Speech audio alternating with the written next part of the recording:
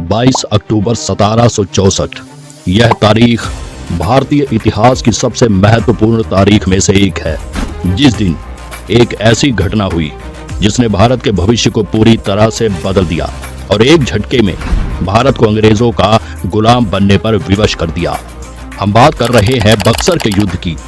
बक्सर का युद्ध 22 अक्टूबर 1764 को लड़े गए इस युद्ध में एक और अंग्रेजी सेनाएं थी तथा दूसरी ओर बंगाल के नवाब मीर कासिम और अवध के नवाब शुजाउद्दौला तथा मुगल सम्राट शाह आलम की संगठित सेनाएं थी। इस युद्ध पृष्ठभूमि के पीछे बहुत सारे ऐतिहासिक परिस्थितियां थी।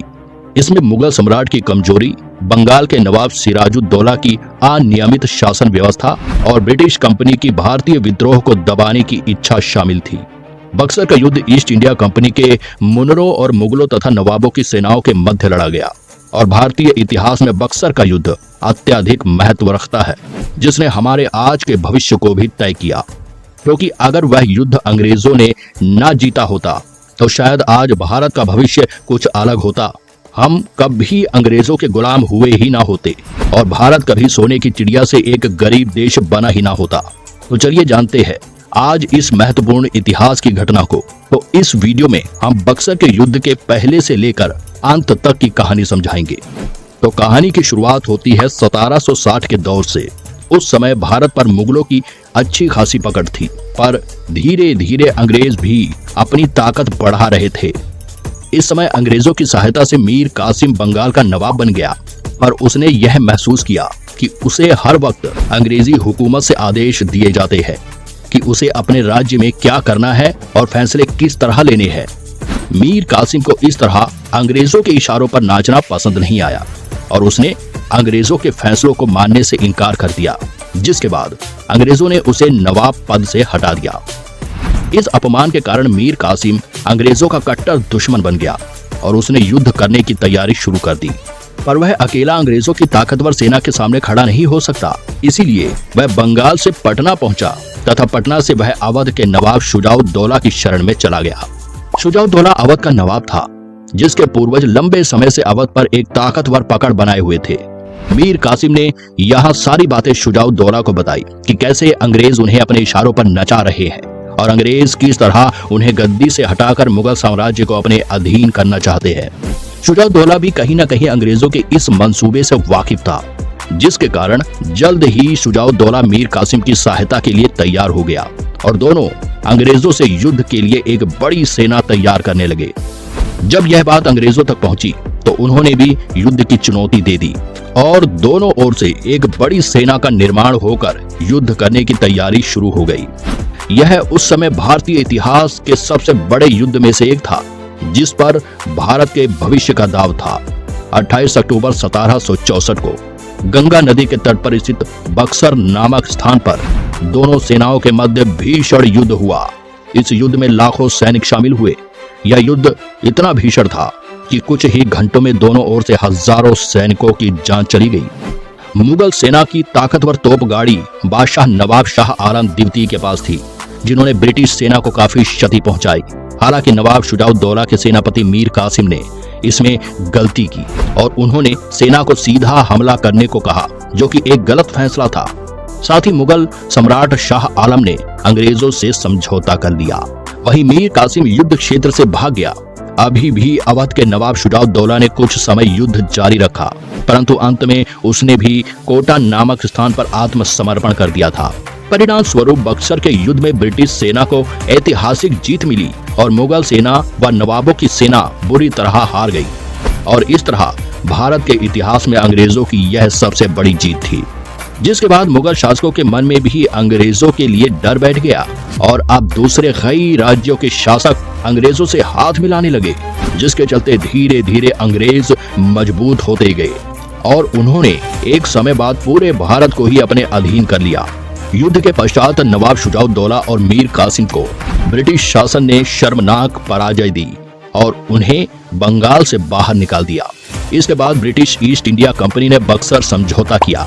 इस समझौते के तहत मुगल सम्राट को अपनी सेना बंगाल से वापस ले जानी पड़ी और नवाब मीर कासिम को अधिकारियों की न्यायिक शक्ति को नष्ट करके ब्रिटिश कंपनी के अधीन स्थानांतरित किया गया। इस युद्ध के बाद भारतीय उपमहाद्वीप में ब्रिटिश साम्राज्य की स्थापना हुई। बक्सर के युद्ध के बाद हेस्टिंग्स ने बक्सर संधि का एक समझौता किया, जिसमें ब्रिटिश ईस्ट इंडिया कंपनी की सत्ता और आर्थिक शक्ति में मजबूती आई और उन्होंने ब्रिटिश सत्ता को भारत में स्थापित करने का रास्ता साफ कर दिया। साथ ही इससे अंग्रेजों को बंगाल, बिहार और उत्तर प्रदेश में न्यायाधीशीय अधिकार प्राप्त हुए। बक्सर युद्ध के कारण और परिणाम। इस लड़ाई के पीछे विभिन्न कारण थे। ईस्ट इंडिया कंपनी ने अपनी शक्ति बढ़ाने के लिए मुगल साम्राज्य के खिलाफ शुजाउद्दौला की मदद ली थी। मुगल सम्राट के पास बहुत ही कम सेना थी और उन्हें इस स्थिति में इंग्लैंड की बाहरी सहायता की जरूरत थी, इसलिए उन्होंने अंग्रेज सेना का सहयोग किया। बक्सर के युद्ध के समय ईस्ट इंडिया कंपनी के पास बहुत सारे भारतीय सिपाही थे जो भारत में लड़ाई की स्थितियों को समझते थे और मुगलों की कमियों को भी जानते थे। इसके अलावा अंग्रेजों के पास कई विदेशी हथियार भी थे जिन्हें भारत में पहले कभी प्रयोग नहीं किया गया था, जैसे आधुनिक बंदूक के बम और बारूद जो अंग्रेज इंग्लैंड से भारत लाए थे, जबकि मुगल सेना के पास अधिकतर पुराने हथियार और घोड़े हाथी थे। युद्ध की शुरुआत में ईस्ट इंडिया कंपनी की सेना ने तेजी से आगे बढ़कर मुगल सेना को मात दे दी। लड़ाई के दौरान मुगल सेना और शुजाउद्दौला की सेना के बीच तनाव उत्पन्न हुआ। उस समय एक अंग्रेजी दूत राम नारायण ने मुगल सेना को इंग्लैंड की सहायता की घोषणा की, जिसके परिणाम स्वरूप युद्ध से हटने का आदेश दिया गया। यह निर्णय महत्वपूर्ण था क्योंकि इससे मुगल सम्राट शाह आलम की सेना के मनोबल को तोड़ा गया और मुगल साम्राज्य को ईस्ट इंडिया कंपनी से सहायता मिलने का मौका मिला। युद्ध के पीछे कई कारण थे, परंतु यह समझौता मुख्य भूमिका निभाया। बक्सर के युद्ध के बाद ब्रिटिश ईस्ट इंडिया कंपनी ने उत्तर प्रदेश, बिहार और बंगाल के कई भागों को अपने नियंत्रण में ले लिया। इससे कंपनी का शासन भारतीय राजनीति और अर्थव्यवस्था पर प्रभाव डालने लगा। बक्सर के युद्ध के बाद मुगल साम्राज्य ने अपनी सत्ता खो दी और ब्रिटिश कंपनी की वर्चस्वता को मंजूरी दी। मुगल साम्राज्य के पतन के बाद ब्रिटिश ईस्ट इंडिया कंपनी को भारत में विभिन्न राज्यों के शासन को प्रभावित करने का अवसर मिला। यह युद्ध ब्रिटिश ईस्ट इंडिया कंपनी के विरुद्ध मुगल साम्राज्य के अंत की शुरुआत की तरह भी देखा जाता है, क्योंकि इसके बाद से ही अंग्रेजों ने मुगलों को दबाना शुरू कर दिया और धीरे धीरे मुगलों की ताकत को सीमित करने लगे, जिसके चलते युद्ध में जीत के बाद जो अंग्रेजी सेना पहले से ही ताकतवर थी, अब उसे और भी ताकत और समृद्धि मिली। जिस पैसे का प्रयोग उन्होंने और भी हथियार खरीदने और सेना को भर्ती करने के लिए किया, जिससे उन्हें आगे चलकर पूरे भारत पर अपनी पकड़ बनाने में मदद मिली। बक्सर के युद्ध के बाद ब्रिटिश ईस्ट इंडिया कंपनी ने भारतीय राज्यों के साम्राज्यों के साथ संधि करने की योजना बनाई। इसके परिणाम स्वरूप ब्रिटिश ईस्ट इंडिया कंपनी ने 1765 में कलकत्ता की संधि की समाप्ति के बाद मुगल साम्राज्य के अधीन बंगाल का प्रशासन संभाला और इसी तरह एक राज्य को अपने अधीन लेते हुए अंग्रेजों ने अपना दांव चला और 1850 आते आते अंग्रेजों ने पूरे भारत में ब्रिटिश राज लागू कर दिया और अब भारत में अंग्रेजों के खिलाफ लड़ने वाले बहुत कम ही बचे थे।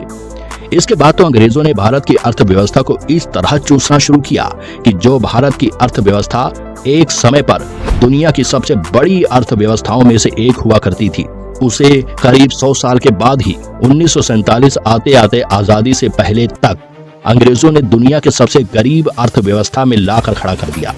वैसे दोस्तों, आपसे जानना चाहता हूँ, आपको क्या लगता है, क्या होता अगर भारत पर कभी अंग्रेजी हुकूमत होती ही ना? अगर भारत हमेशा आजाद रहता तो आज भारत कैसा होता? भारत की आर्थिक स्थिति कैसी होती? आप अपना जवाब मुझे कमेंट बॉक्स में लिखकर बता सकते हैं। आशा करता हूं कि आपको आज की यह वीडियो पसंद आई होगी। वीडियो को लाइक और चैनल को सब्सक्राइब जरूर करें।